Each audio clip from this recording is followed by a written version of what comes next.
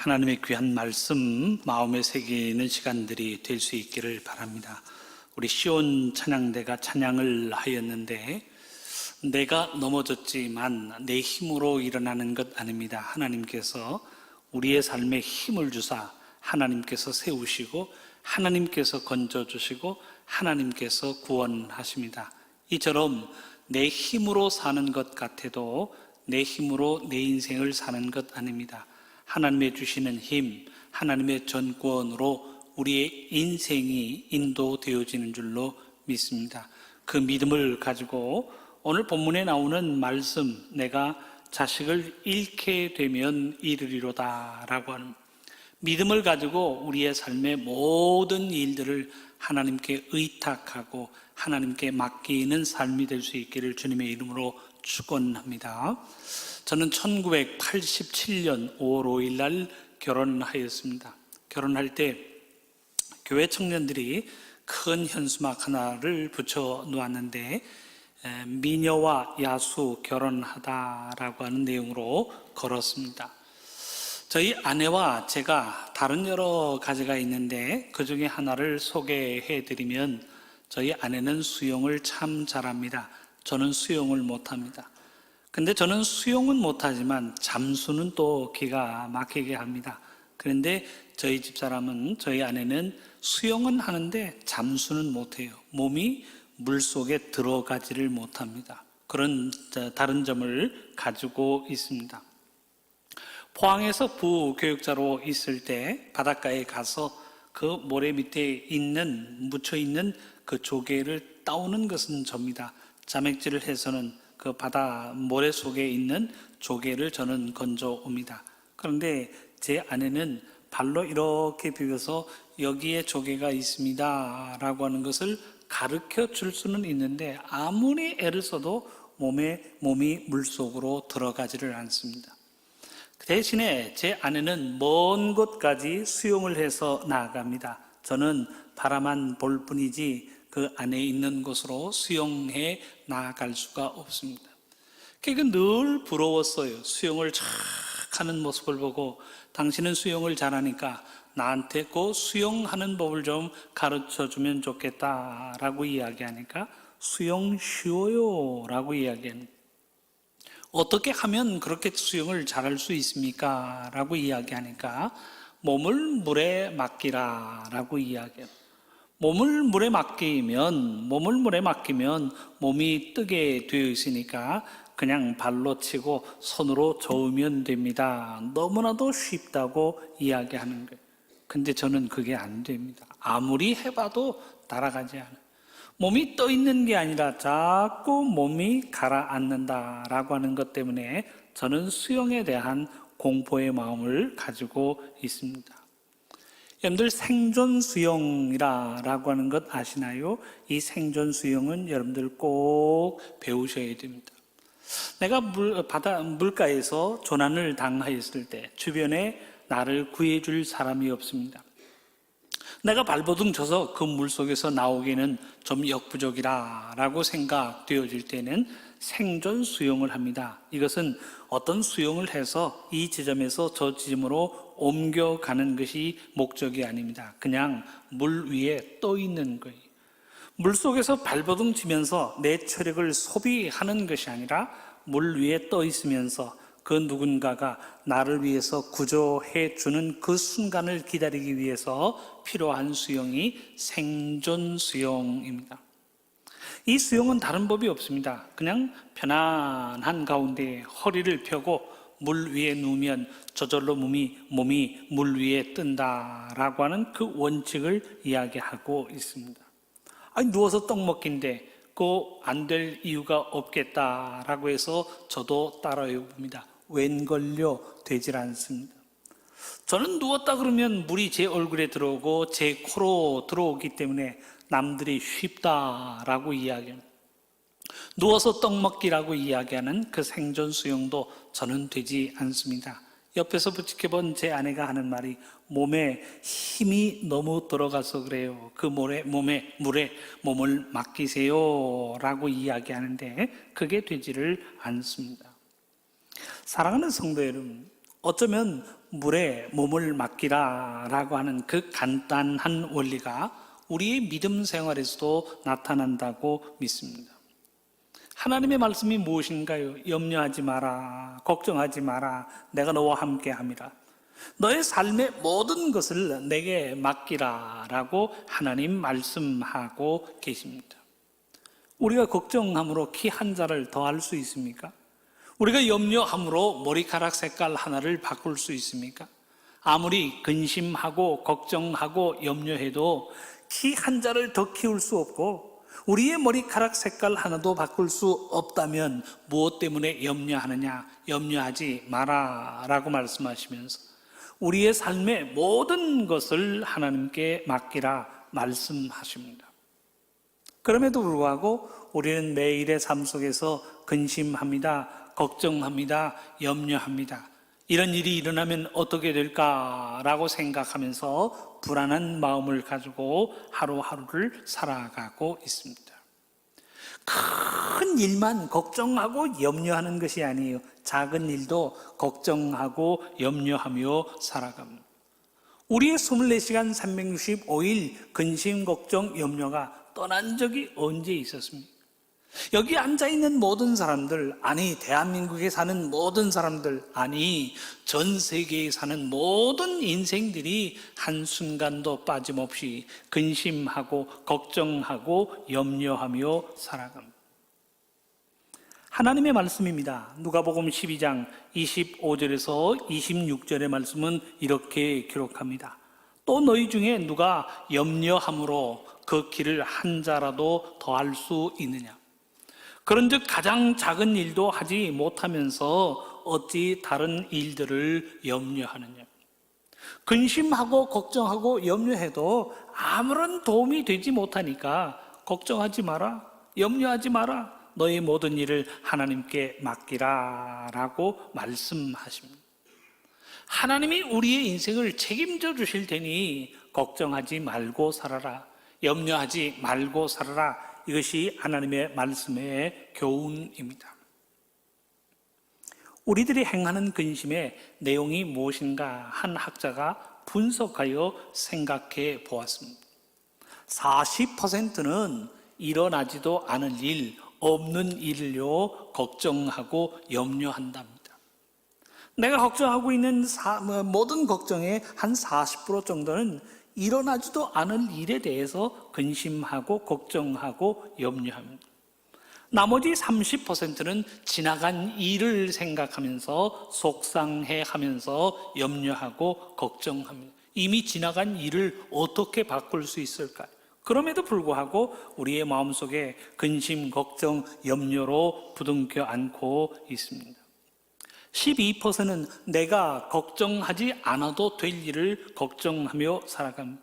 10%는 불확실한 일을 미리 걱정하고 염려합니다.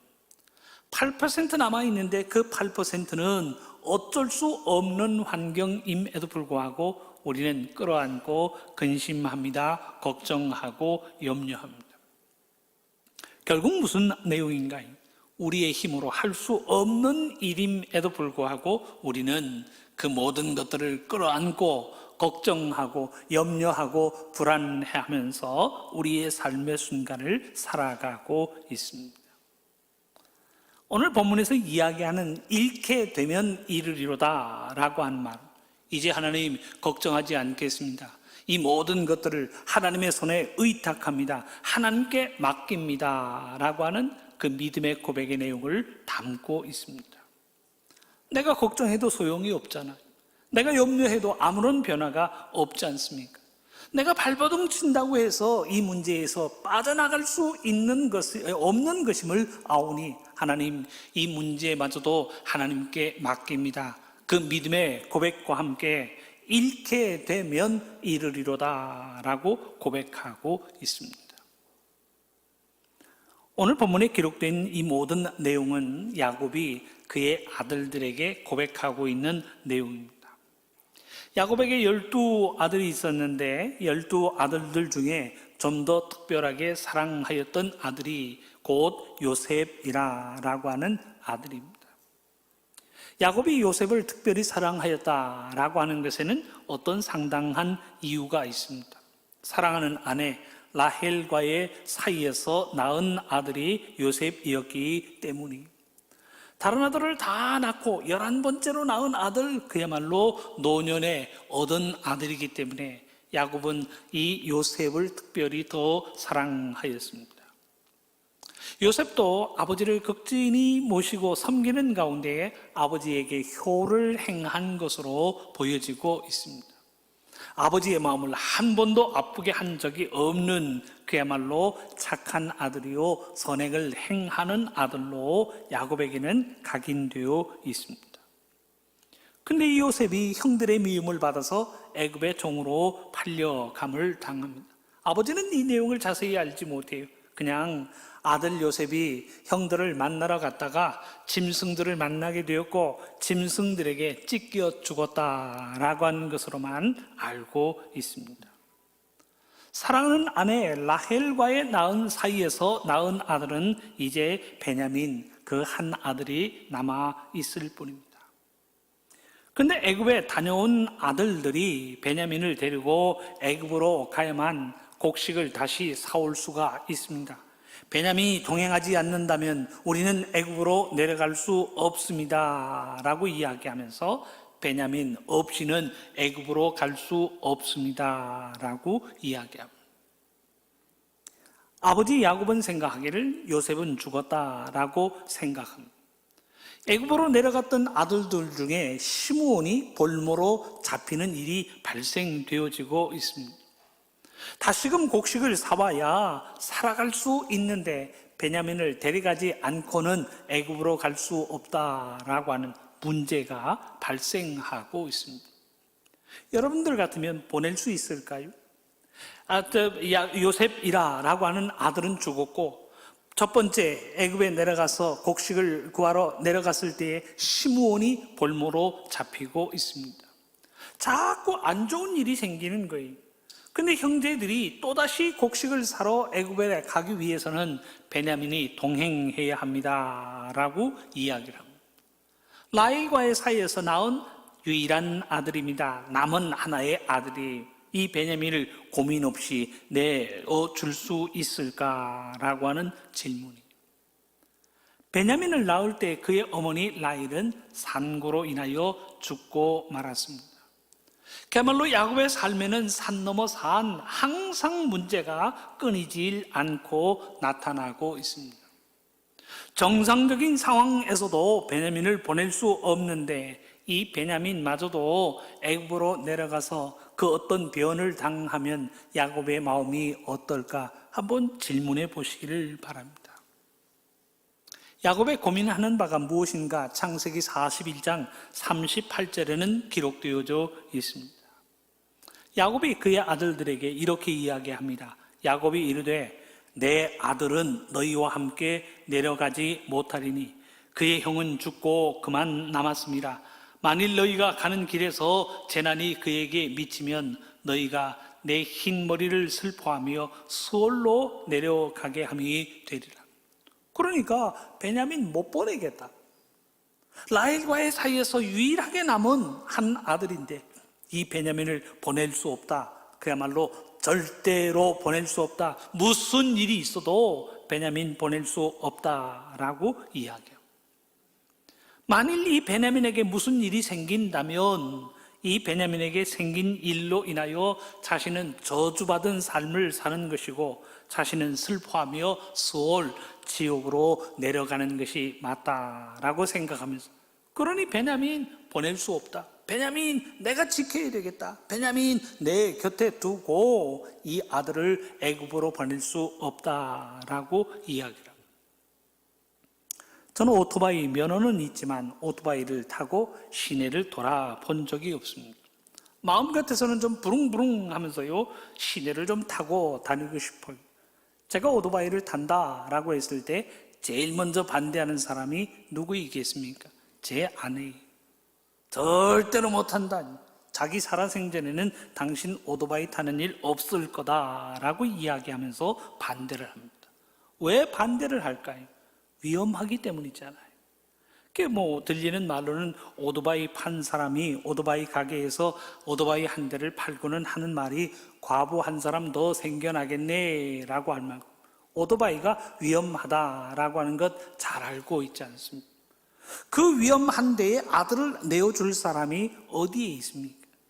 위험이 불보듯 뻔합니다. 그러니 안 된다라고 이야기합니다. 베냐민 내 곁에 두어라. 베냐민 내가 지키겠다. 베냐민 내 곁에 두어서 그로 하여금 어떤 변도 당치 않도록 하겠다라고 이야기합니다.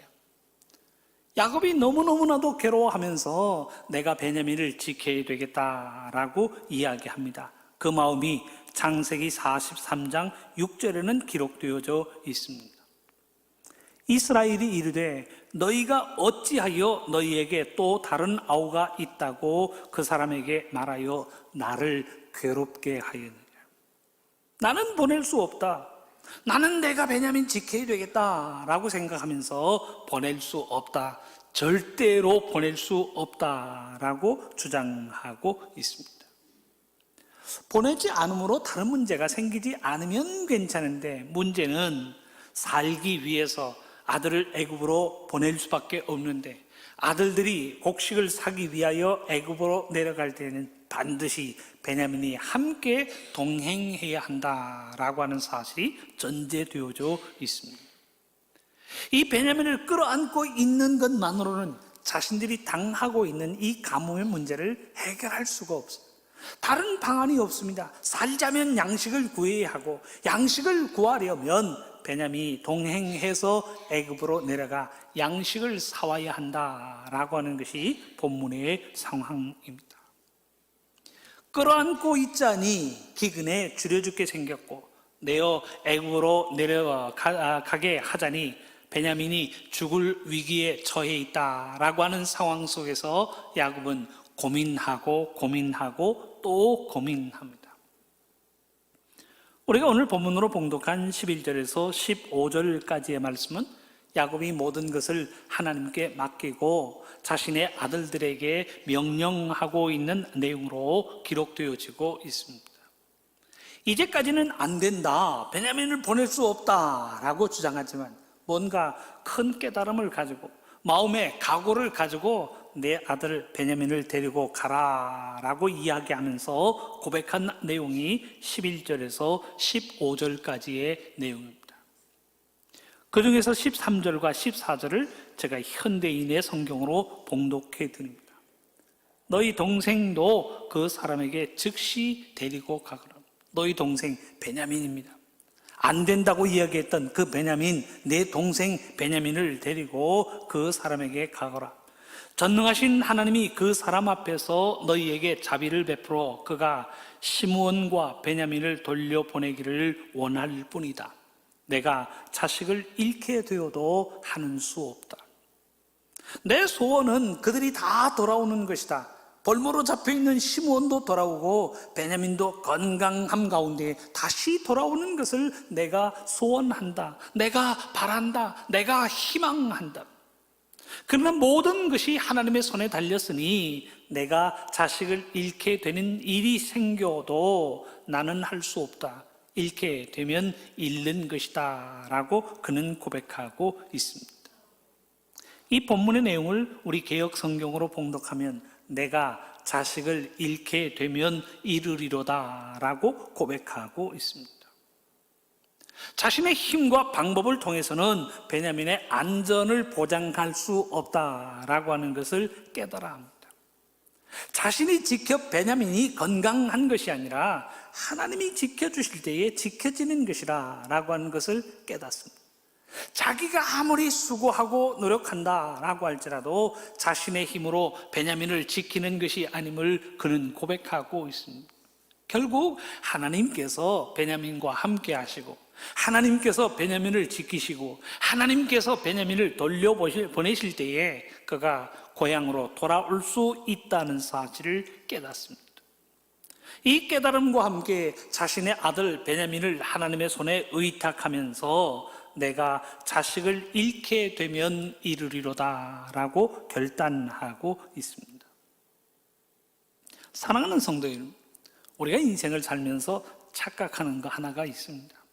내가 내 마음대로 내 인생을 산다라고 생각하는 것이.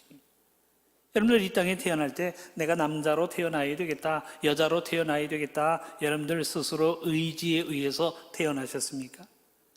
여러분들이 태어날 시기를 정하고 여러분들이 태어날 장소를 선택해서 인생을 출발하였는가라고 하는 질문이, 우리가 선택하지 않았잖아요.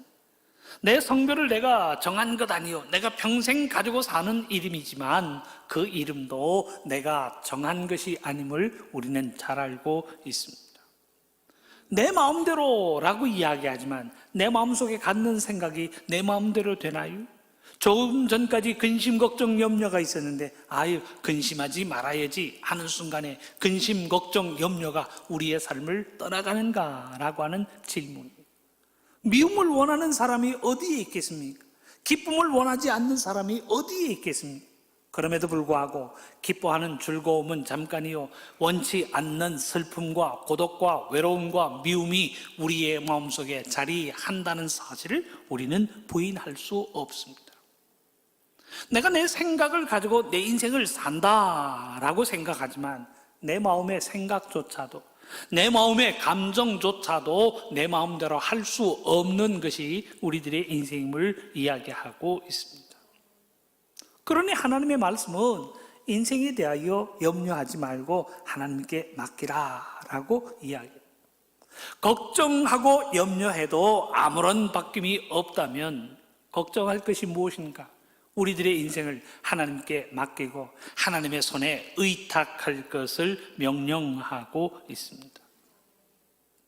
이 말씀은 우리의 인생을 될 대로 되라, 내 마음대로 안 되는데 어떻게든 되겠지, 그저 될 대로 되라 라고 하는 식으로 방임하여 놓아두라 라고 하는 의미는 아닙니다. 오늘 본문에 보세요. 11절에 보면 야곱이 아들들에게 구체적인 내용을 이야기합니다. 이렇게 하라 라고 이야기합니다. 무엇을 가지고 가라, 무엇을 가지고 가라, 돈도 갑절로 가지고 가라 라고 이야기하면서 자신이 할 수 있는 모든 조처는 다 하고 있습니다. 자신이 생각하는 바, 어떤 대책을 가지고 나아가야, 애굽으로 내려가야 하는가라고 하는 그 대책을 가지고 아들들에게 구체적으로 지시를 하고 있습니다. 근데 그 대책과 지시가 어떤 결과를 가져올 것인가, 이거는 장담할 수 없다는 거예요. 그러니 그 결과를 우리가 하나님께 맡기자. 우리가 할 수 있는 최선을 다하여 대책을 세우고 준비를 하지만 결과는 하나님이 정하시는 것이니 하나님께 그 결과를 맡기자. 그 신앙의 고백이 내가 자식을 잃게 되면 이르리로다 라고 하는 내용입니다. 결코 될 대로 되겠지, 어떻게든 되겠지 라고 하면서 자기의 책임을 등한시하는 모습이 아닙니다. 나는 최선을 다하여 준비합니다. 나는 정성을 다하여 그 과정을 감당합니다. 그러나 결과를 주관하시는 분이 하나님이신 것을 믿고, 하나님, 이 모든 결과가 어떻게 나타나든지 하나님의 뜻임을 믿습니다. 그 믿음으로 고백하는 말이 내가 자식을 잃게 되면 이르리로다 라고 하는 내용. 살든지 죽든지 나는 살기를 원하고 나는 풀려남을 원하지만 살든지 죽든지 주님의 뜻대로 이루어질 줄로 믿습니다. 하나님의 손에 의탁합니다 라고 하는 고백이 내가 자식을 잃게 되면 이르리로다 라고 하는 내용. 사랑하는 성도 여러분, 사실 우리들은 우리들의 인생의 문제를 만나면서 그 문제 속에서 전제하며 살아가는 내용들이 있습니다. 예를 들어서 병이 생기면 병이 하나님의 은혜로요 깨끗하게 나아야 합니다. 하나님, 내가 믿음으로 기도하였으니 이 병 고쳐주세요. 그 병이 하나님의 은혜로 깨끗하게 고침을 받았습니다. 그러면 할렐루야, 하나님 감사합니다, 이렇게 된 것이 하나님의 뜻입니다 라고 이야기하면서 하나님 앞에 감사합니다, 찬송합니다, 영광을 돌립니다. 근데 병이 낫지 않았어요. 병이 낫지 않음을 통해서도 하나님의 뜻입니다, 감사합니다 라고 하는 사람이 어디에 있을까요? 병이 낫지 않으면 하나님께 나와서 하나님 어찌하여, 하나님 왜 나에게, 하나님 어찌하여 이 어려움이 나를 떠나지 않도록 나를 시험하십니까? 나를 괴롭게 하십니까? 라고 이야기하면서 하나님을 향하여 호소하게 됩니다. 내게 병이 생겨도 몹쓸 병, 불치의 병은 생기지 않아야 한다라고 전제합니다. 그 몹쓸 병, 치료하기 어려운 병이 생기면 하나님 어찌하여? 라고 하면서 하나님 앞에 질문하는 것 아닌가요? 시험을 보면 하나님의 뜻대로 합격하는 결과를 가져와야 된다고 생각합니다. 그러니 합격하면 하나님 감사합니다. 이렇게 된 것은 하나님의 뜻입니다. 라고 이야기하면서 하나님을 향하여 믿음의 고백을 남기게 됩니다. 근데 시험에 떨어졌어요. 시험에 떨어진 것이 하나님의 뜻입니다. 라고 고백하는 사람들은 별로 없습니다. 풀이 죽습니다. 기가 죽습니다. 하나님 어찌하여? 하나님 왜 나에게 이런 시련을 주십니까? 라고 하면서 하나님을 향하여 호소하게 됩니다.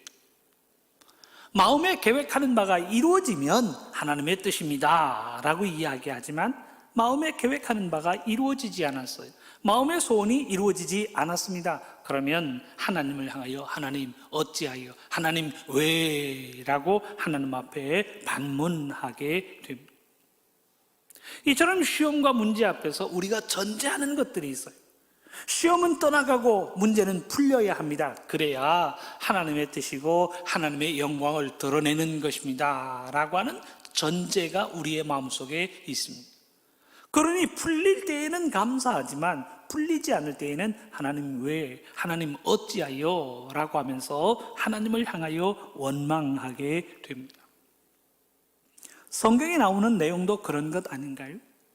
다니엘의 세 친구가 불에 던져짐을 당해도요 머리카락 하나 상하지 않고 걸어 나옵니다. 그 장면을 보면 할렐루야, 하나님 감사합니다. 이같이 놀라운 역사가 나에게도 우리에게도 일어나기를 원합니다 라고 고백합니다. 다니엘이 사자굴에 던져짐을 당했지만 머리카락 하나도 상하지 않고 살아나옵니다. 할렐루야, 이 아름다운 역사가 우리에게도 일어나기를 원합니다 라고 고백합니다. 나사로는 죽었다가도 다시금 살아나고 있습니다. 38년 된 병자도 예수님의 말씀 한마디에 고침을 받습니다. 이런 하나님의 역사의 이야기를 들을 때에는 우리의 반응이 어떤가요? 아멘, 할렐루야, 하나님의 뜻입니다. 하나님의 역사입니다. 이 아름다운 역사가 나에게도 우리에게도 일어나기를 원합니다 라고 고백합니다.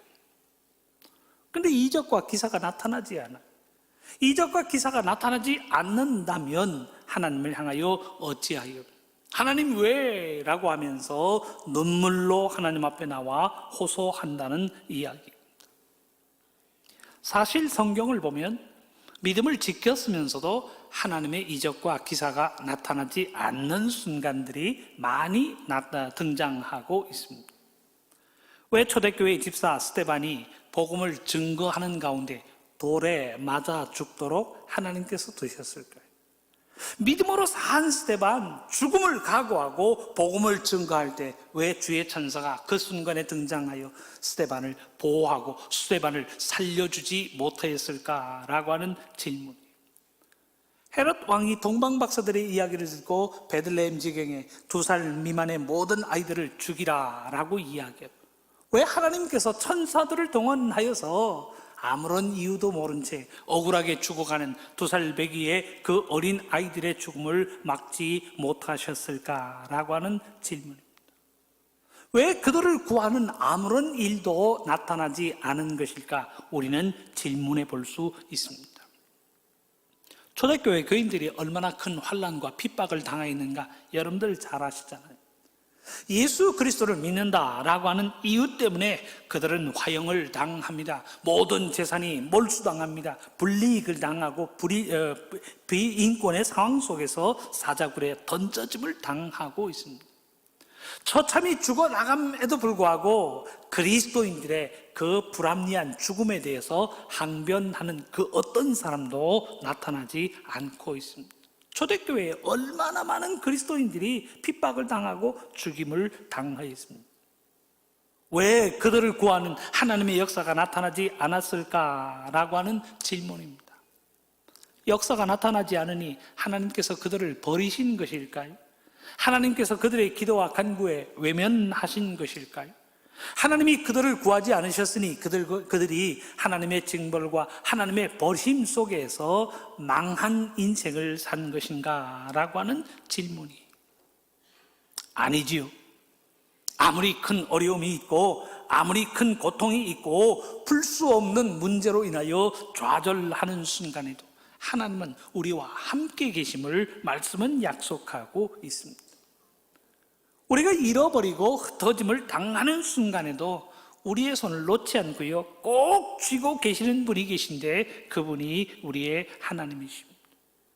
그러시면서 하시는 말씀, 염려하지 말아라, 걱정하지 말아라, 두려워하지 말아라, 내 모든 삶을 내게 맡겨라 라고 우리에게 말씀하고 계십니다. 사랑하는 성도 여러분, 우리들의 삶은 우리가 머리 써서 지킨다고 지켜지는 것이 아니에요. 내가 열심히 건강, 운동 열심히 하고 영양제 잘 챙겨 먹는다고 우리들의 건강이 저절로 지켜지는 것이 아닙니다. 하나님이 지켜주실 때에 그 건강이 지켜지는 것이죠. 내가 열심히 일하고 돈 번다고 재산이 불어나는 것 아닙니다. 하나님이 주셔야 우리가 가질 수 있다는 사실을 이야기하고 있습니다. 내가 수고하고 노력하지만 하나님이 주셔야 하고 하나님이 지키셔야 합니다. 그 믿음의 고백을 담고 있는 표현이 오늘 본문에 등장합니다. 내가 자식을 잃게 되면 잃으리로다. 하나님이 주신다면 아무리 위급한 상황 속에서도 시므온과 베냐민이 건강하게 돌아올 것이고, 하나님이 지키지 않으신다면 우리가 발버둥 치고 생각을 꾀하는 것이 무슨 의미가 있을까?